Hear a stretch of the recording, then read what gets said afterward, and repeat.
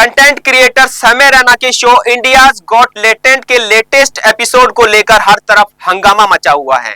इस एपिसोड ने हर तरफ एक नई बहस छेड़ दी है। क्या आम लोग, क्या सेलिब्रिटी और क्या राजनीतिक गलियारे, हर तरफ शो की निंदा हो रही है। नमस्कार, मैं हूं मनिंदर प्रताप सिंह। महाराष्ट्र साइबर सेल ने YouTube show India's got talent के खिलाफ मामला दर्ज कर लिया है, जिसमें कार्यक्रम में शामिल करीब 30 से 40 लोगों को आरोपी बनाया गया है। इस कार्रवाई में शो के पहले से लेकर छठे एपिसोड तक के प्रतिभागियों के नाम शामिल हैं। इंडियाज गॉट टैलेंट में हाल ही में कुछ फेमस यूट्यूबर्स ने शिरकत की। आशीष चंचलानी, रणबीर अलाहाबादिया और रिबेल किड के नाम से मशहूर अपूर्वा माखीजा जैसे यूट्यूब के चर्चित चेहरे समय रैना के शो में पहुंचे, जहां रणबीर अलाहाबादिया ने कुछ ऐसा कह दिया जिस पर हंगामा मच गया और शो को बंद किए जाने की मांग उठने लगी। कॉमेडी शो में आपत्तिजनक शब्दों और वल्गर कॉमेडी का इस्तेमाल करने को लेकर अब रणबीर अलाहाबादिया, समय रैना और अपूर्वा माखीजा पर केस भी दर्ज किया जा चुका है।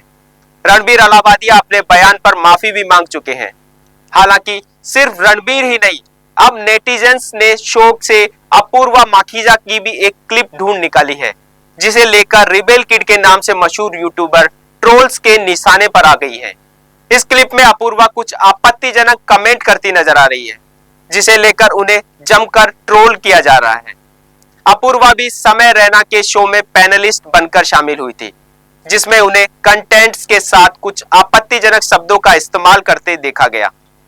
एक कंटेंट का कमेंट सुनने के बाद अपूर्वा जवाब में कुछ ऐसा कहती है, जिसके बाद समय रैना और रणबीर अलाहाबादिया भी हैरान रह जाते हैं। दरअसल शो के एक एपिसोड के दौरान लोकप्रिय यूट्यूबर रणबीर अलाहाबादिया द्वारा की गई टिप्पणियों के बाद विवाद बढ़ा, जिसमें व्यापक रूप से निंदा भी हुई। इसे आपत्तिजनक और अनुचित बताया गया। इस घटना पर लोगों की तीखी प्रतिक्रिया हुई, जिसके चलते राष्ट्रीय महिला आयोग ने हस्तक्षेप भी किया। आयोग ने अलाहाबादिया, शो होस्ट समय रैना और शो से जुड़े अन्य लोगों को 17 फरवरी 2025 को आयोग के समक्ष पेश होने के लिए कहा है।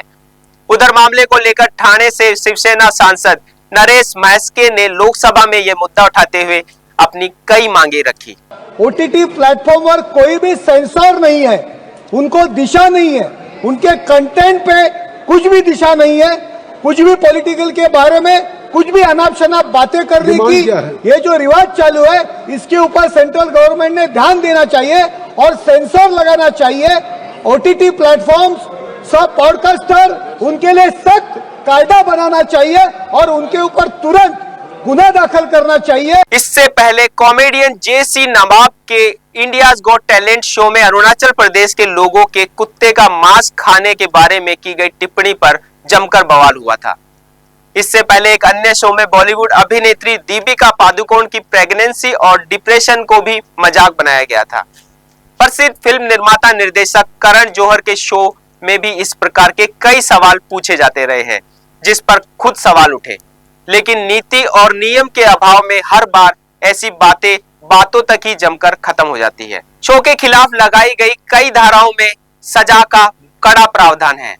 भारतीय न्याय संहिता की धारा 95 के तहत 3 से 10 साल तक की सजा, धारा 294 के तहत 5 साल तक की सजा और जुर्माना, धारा 79 में महिला के अपमान पर 3 साल की जेल, धारा 296 में अश्लील हरकत के लिए 3 महीने की सजा और आईटी एक्ट की धारा 67 के तहत 3 साल तक की जेल की कड़ी सलाखें शामिल हैं।